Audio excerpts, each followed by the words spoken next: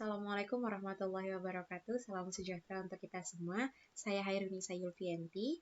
Saya akan menjelaskan mengenai sebuah software pengolah data, yaitu Stata, yang mana jauh lebih kompleks daripada EViews dan SPSS. Nah, sebelum saya masuk pada regresi dan uji asumsi klasik, yang mana menjadi materi utama pada hari ini, saya akan menjelaskan mengenai Stata terlebih dahulu. Saya menemukannya dari stataid.com, di mana Stata itu terdiri dari 3, yaitu ada IC, SE, dan MP. Perbedaannya dari mana? Dari jumlah maksimum variabel.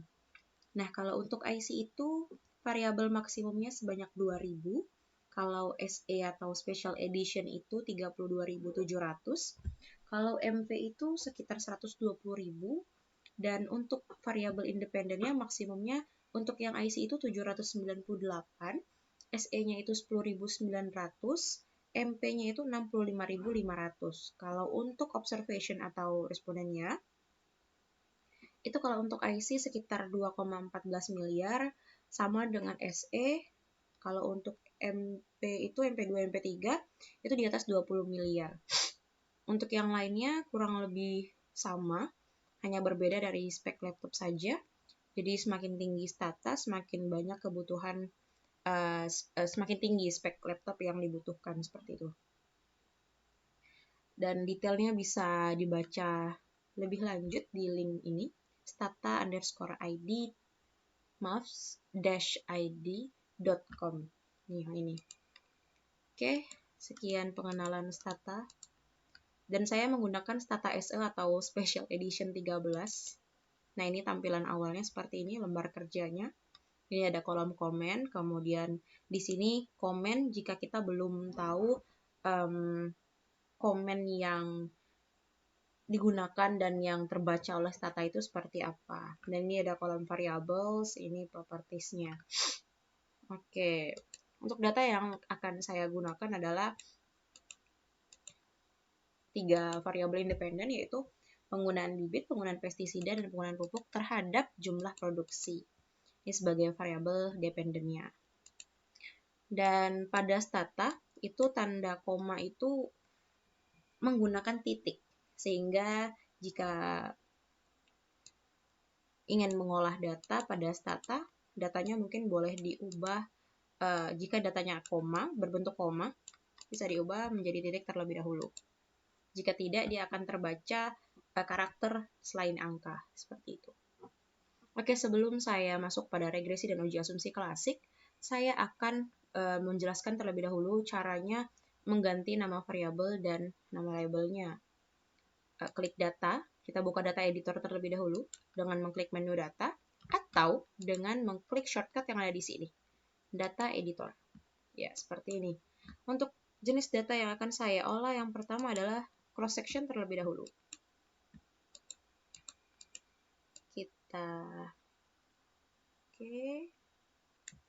Kita blok, kita klik kanan, Untuk ini kita copy hanya datanya saja, tidak perlu dengan variabelnya, karena kita saya mau menjelaskan tentang bagaimana mengubah nama variabelnya. Data editor, klik kanan, paste. Ya, seperti ini. Sehingga dia otomatis dari statanya var1, var2, var3, dan var4. Seperti itu. Cara mengganti namanya, saya tahunya 2 cara, yaitu dengan langsung di propertiesnya ini, properties data editor, atau menggunakan do file. Klik menu window, do file, new do file. Nah, do file ini bisa kita gunakan ketika kita sudah hafal komennya seperti apa. Ya, oke. Kita coba ya. Rename, jika saya ingin mengganti nama. Perlu diketahui bahwa Stata itu sangat sensitif dengan penggunaan huruf kapital. Sehingga ketika saya menuliskan rename menggunakan huruf kecil, tulisannya berubah menjadi warna biru. Namun ketika R-nya saya ganti menjadi huruf kapital, kembali menjadi hitam. Ini artinya komen ini tidak terbaca oleh Stata, sehingga kita ganti lagi menjadi huruf kecil, rename var1 jadi Y. Oke, kita lihat data editornya. Untuk mengaktifkan komen ini pada data editor datanya kita harus blok terlebih dahulu, kemudian execute selection. Maka data pada kolom ini akan terganti seperti ini. Nah, untuk cara lainnya yaitu menggunakan properties. Kita ganti saja ini menjadi X1, enter, kemudian ini menjadi X2, yang ini menjadi X3. Karena kita masih belum jelas ya, ini apa, Y, X1, X2, X3, kita bisa tambahkan pada label. Ini adalah jumlah produksi. Satunya adalah penggunaan bibit. Yang ini adalah penggunaan pestisida. Yang ini adalah penggunaan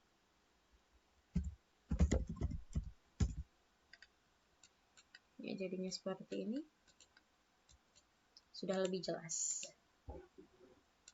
Selanjutnya saya akan membackup komen.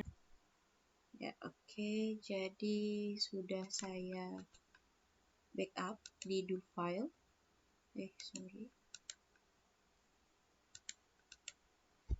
Dan kemudian saya akan melakukan uji regresi terhadap data cross section tersebut. Linear regression Y, X1, X2, dan X3. Kita klik OK. Nah, kita akan interpretasikan hasilnya. Ini number of observation adalah sampel yang kita gunakan, ada 23. Atau observasi yang kita gunakan kali ini ada 23. Kemudian F artinya adalah sebanyak 3 variabel independen. Kemudian ini adalah 19 ini adalah hasil dari jumlah observasi yaitu 23 dikurang dengan total semua variabel yaitu 4. Sehingga dapatnya adalah 19. Kemudian probabilitas lebih dari F ini adalah uji F secara simultan, artinya 0,00 ketika nilainya kurang dari alfa yang mana kita asumsikan 5% yaitu 0,05. Ketika nilainya kurang dari 5%, maka variabel secara simultan itu berpengaruh terhadap variabel dependennya. Kemudian R-square-nya sebesar 0,8501, jika dikalikan dengan 100%, maka pengaruhnya sebesar 85%. Kemudian ada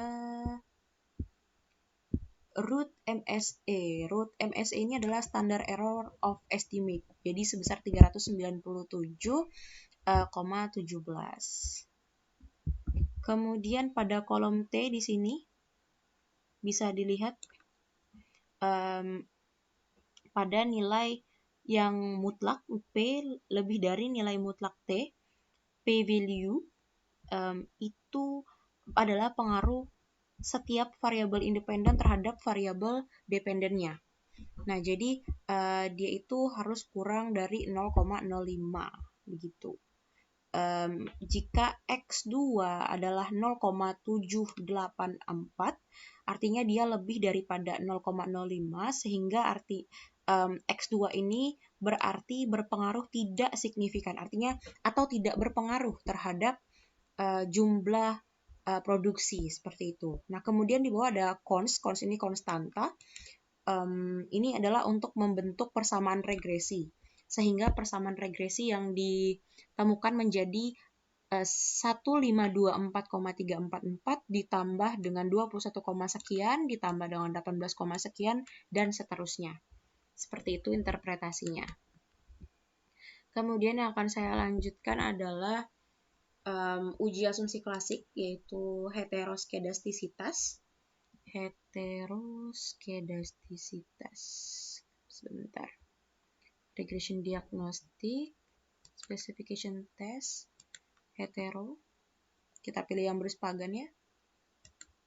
Oke, di sini nilainya adalah 0,6, artinya dia lebih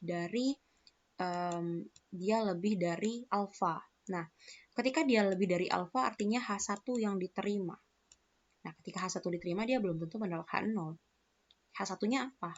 H0-nya adalah constant variance, berarti H1-nya adalah inconstant atau tidak konstan. Oke.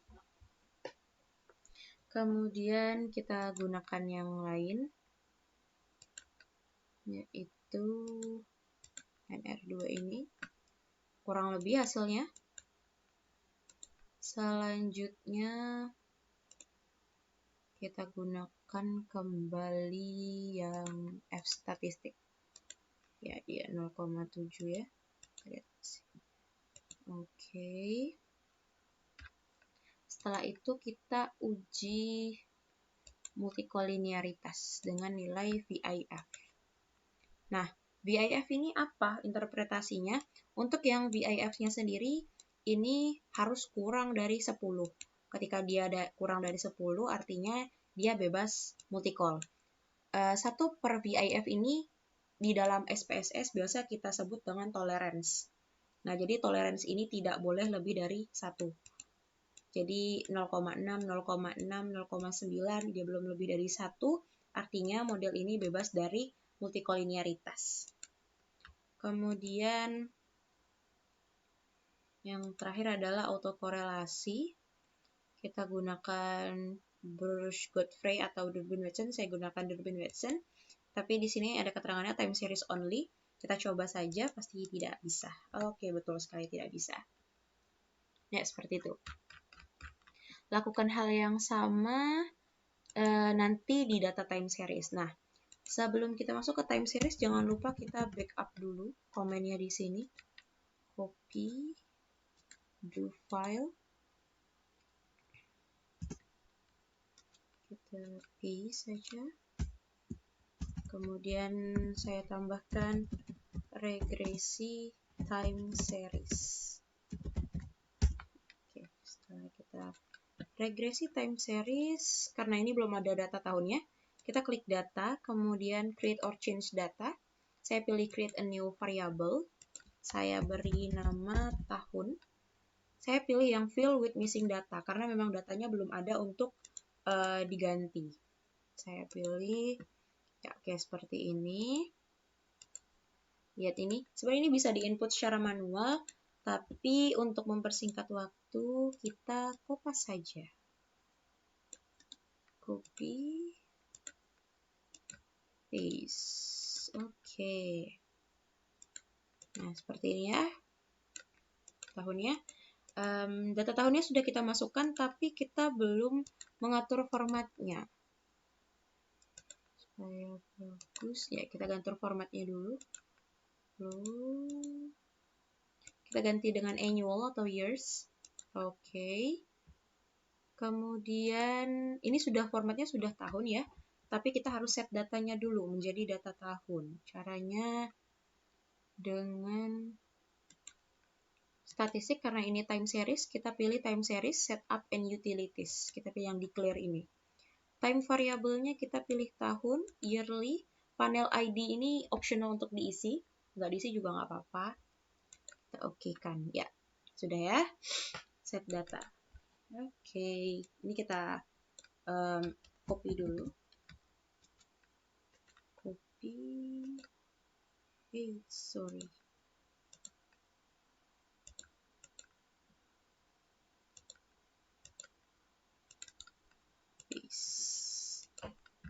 Oke, kemudian kita akan melakukan hal yang sama, regresi.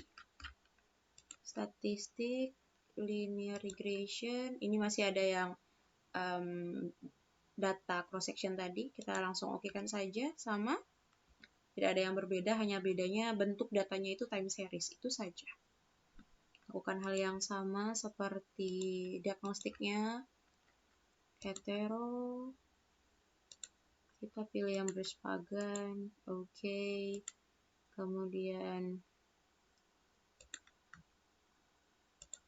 NR2, oke. Kemudian kita pilih F statistik juga oke, dan hasilnya masih sama dengan yang tadi sebelumnya di cross section. Kemudian kita pilih untuk BIF-nya masih sama juga, bebas multi-call. Kemudian kita pilih yang Durbin-Watson. Nah, kita coba yang Bruce Godfrey dulu. Ya, nilainya ya ini 0,9, bebas autocall juga. Kemudian kita gunakan yang DW juga. Ya, dia 1,8 mendekati 2, bukan mendekati 4.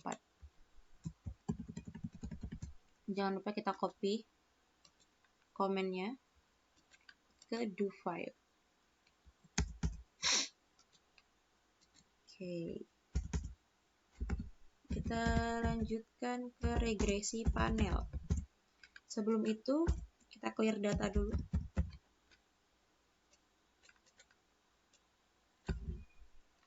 Terus execute. Oke, sudah end. Oke, saya merekam menggunakan OBS Studio. Kemudian kita lihat data editornya sudah kosong. Langsung saja kita copy paste. Ya.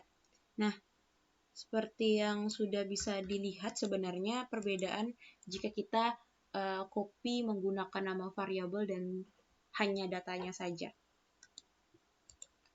Oke. Kita lihat ya. Kita pilih yang treat first row as variable names. Ya. Pastikan datanya data angka ini tidak berwarna merah. Karena jika dia berwarna merah, artinya ada indikasi karakter lain.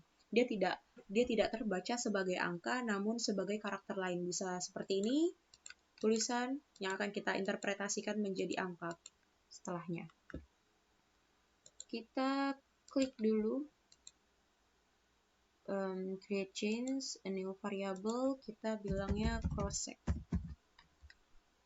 Oke, kita specify 1 jika variabel kota sama dengan DKI JKT. Oke, kita submit. Oke, sudah terganti ya. Kita lihat lagi coba data editornya. Dia sudah menambah 1 variabel. Karena sudah ada variabelnya, kita tidak perlu create a new.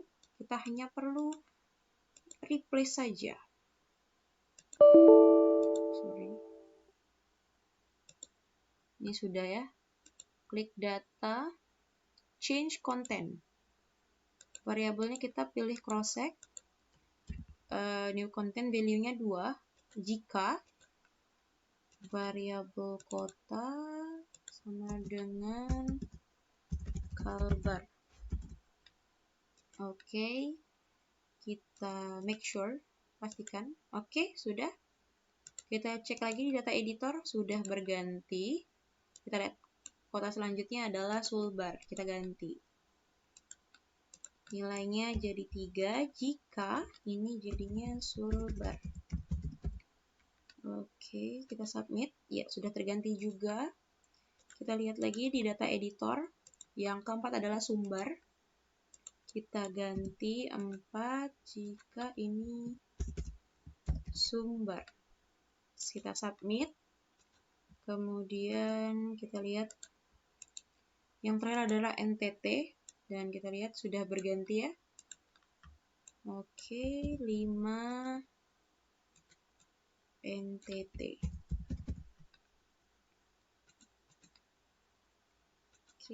Oke saja. Oke. Kita lihat. Sorry. Sudah terganti ya? Iya, betul sekali.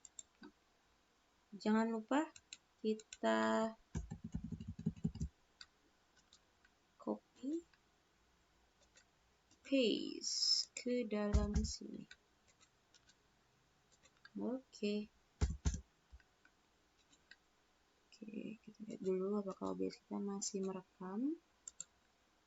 Kemudian kita akan melakukan regresi data panel. Caranya adalah statistik, kita pilih yang longitudinal atau panel data. Oh, sebelum itu jangan lupa untuk mengganti format tahun. Year-nya ini kita ganti formatnya tahun, annual. Kemudian kita set datanya dengan cara longitudinal, setup and utilities, declare dataset to be panel data. Panelnya kita pilih cross-check. Time variabelnya kita pilih year. Kita ambil yang yearly. Kita okekan saja. Oke, sudah ya. Kita sudah set datanya menjadi data panel. Kemudian kita akan lanjut untuk melakukan regresi. Nah, regresi data panel itu agak sedikit berbeda daripada regresi common effect-nya. Common effect itu yang regresi yang kita lakukan pada time series dan cross section. Nah, pada data panel itu ada namanya random effect sama fixed effect. Oke, kita pilih yang fixed effect ya. Dependennya kita pilih jumlah produksi, independennya kita pilih ini, dan ini. Oke. Kita pilih fixed effects. Karena untuk GLS random effects, ML random effects, ini semua akan bisa lanjut sebagai dasar regresinya untuk kemudian dicek uji asumsi klasiknya pada data panel. Karena uji asumsi klasik pada data panel dan data time series dan cross section itu berbeda. Oke, dia punya common-nya sendiri, tidak sama dengan data time series atau data cross section. Bukannya tidak bisa, tapi punya common-nya sendiri. Oke. Nah, seperti ini. Number of ops-nya ada 30, sama interpretasinya seperti tadi, probabilitas F-nya 0,00 artinya kurang dari alfa, artinya ia signifikan secara simultan. Kemudian kita bisa lihat bahwa penggunaan pestisida itu tidak signifikan atau tidak berpengaruh terhadap jumlah produksi. Kita bisa lihat. Oke. Nah, sudah sampai di penghujung, kita coba cek diagnostiknya. Kita coba sebagai contoh heteroskedasticity. Kita ambil yang F statistik boleh. Oke, ini invalid subcommon hetes. Nah, jadi untuk data panel sendiri, dia punya common tersendiri untuk mengecek uji asumsi klasik tersebut. Jadi bukannya tidak bisa, tapi ada common-nya sendiri. Oke, itu akan kita pelajari selanjutnya. Oke, mungkin sekian dari saya. Saya akan mengakhirinya dengan membackup common-nya di sini. Kita copy, kemudian paste.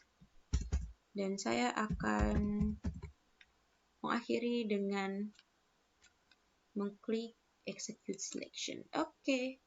Sekian dari saya. Assalamualaikum warahmatullahi wabarakatuh. Oke, sekedar tambahan informasi. Ini saya telah mencari mengenai uji asumsi klasik pada data panel dengan stata. Ini saya sumber dari statistikian.com. Ini dia menjelaskan mengenai multikoliniaritas, heteroskedastisitas, dan autokorelasi. Maaf. Oke, nih. Asumsi yang berlaku pada regresi data panel, metode pool least square atau PLS, dan fixed effect FE sama dengan ordinary least square, karena kedua uji tersebut didasarkan pada metode least square. Uji asumsi yang dimaksud antara lain linearitas, normalitas, outlier, multikoliniaritas, heteroskedastisitas, dan autokorelasi. Sedangkan metode random effects atau RE Karena menggunakan pendekatan general least square, maka tidak diperlukan uji heteroskedastisitas dan autokorelasi. Untuk asumsi multikolinearitas regresi data panel, komennya adalah core, masukkan variabel dependent dan independennya seperti ini. Oke. Kemudian output yang dihasilkan seperti ini. Nilai-nilai di atas menunjukkan korelasi antara variabel, misalnya X1 dengan X2, nilai korelasi 0,3838 seperti ini, dinyatakan menerima H0 atau tidak ada masalah multikolinearitas apabila nilai korelasi antar variabel tidak lebih dari 0,75. Cara yang lain, pada uji pool least square dengan melihat VIF setelah regresi dengan PLS, regresi seperti ini, kemudian VIF ini seperti ini. Dan outputnya akan menjadi seperti ini untuk melihat multikolinearitas. Tuh. Dan setelah fixed effect dan random effect dengan cara XTREC, masukin ini, kemudian BIF uncenter. Nah, jadi common yang digunakan untuk asumsi klasik pada data panel dan data time series atau cross section sangat berbeda dengan data panel. Sehingga benar-benar harus dipahami betul-betul commonnya. Tapi dengan outputnya kurang lebih sama dengan time series atau cross section. Kemudian asumsi heteroskedastisitas. Perlu diingat kembali bahwa uji heteroskedastisitas hanya dilakukan ketika menggunakan estimasi fixed effect dan pool least square. Jadi data pool. Commonnya adalah quietly rec. Masukin dependent dan independent variabelnya, kemudian head test. Caranya seperti itu. Setelah melakukan fixed effect, dilakukan lagi seperti ini.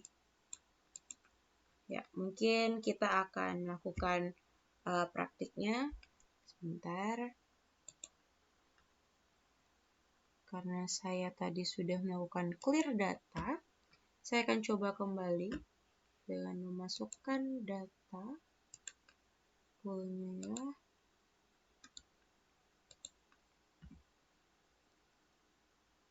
Oke.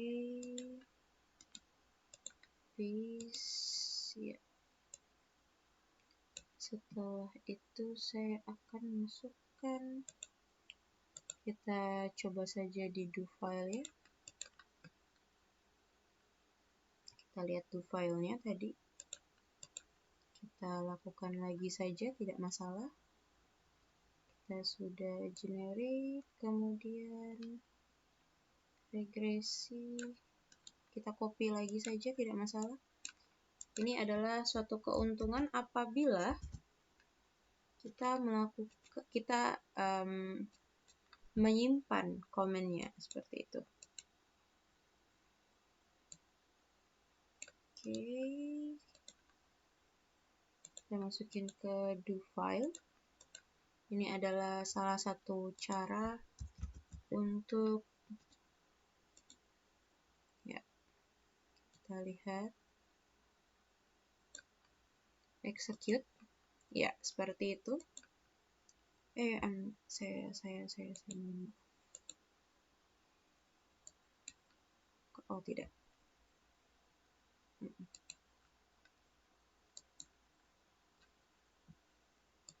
Masih ada ya. Data editornya masih aman. Cross-check-nya masih aman. Oh, dia sedikit berubah. 81, 82, 83, 84, 85, 80. Tidak masalah.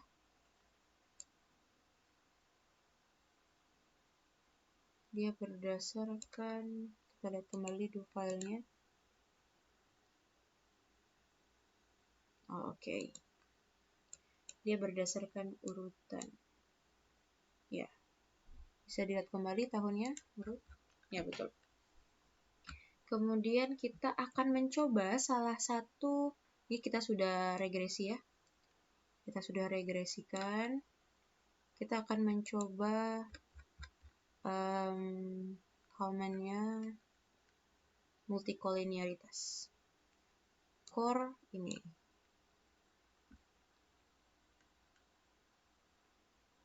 Oke, kita coba ya.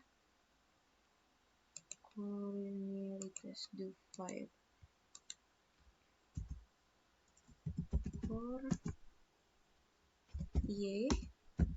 Sorry. Kita tidak menggunakan Y di sini, kita menggunakan ini. Ya. Penggunaan pupuk.